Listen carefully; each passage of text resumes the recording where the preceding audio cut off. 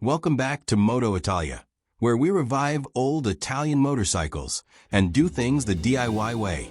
In this short bonus episode, we're painting the body parts for my Moto Guzzi Griso, right here in my homemade spray booth built from a 20-foot shipping container.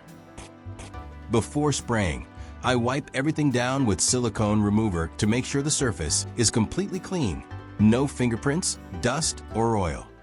This is a critical step for proper adhesion and a clean finish. I start with a light mist coat, sometimes called a tack coat, just to help the main layers stick. Then I build up to a heavier final coat.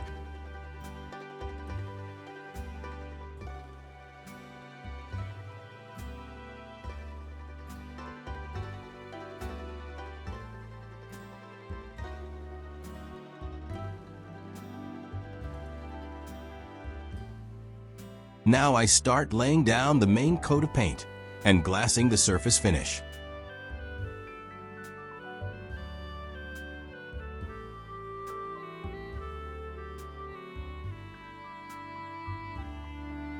This is where the paint really levels out and starts to shine. All of this is done inside my DIY paint booth, a repurposed shipping container with heat and filtered airflow. It's not exactly a BASF paint lab, but for a home-built spray booth inside a shipping container, I think the results turned out surprisingly good. If you're curious about how I built this DIY paint booth in a shipping container, drop a comment below. If there's enough interest, I'll make a dedicated episode showing how it all came together.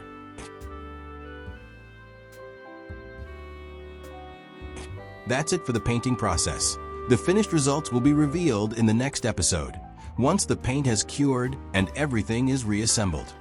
As always, if you're enjoying the build, please subscribe and hit that bell so you don't miss what's coming next.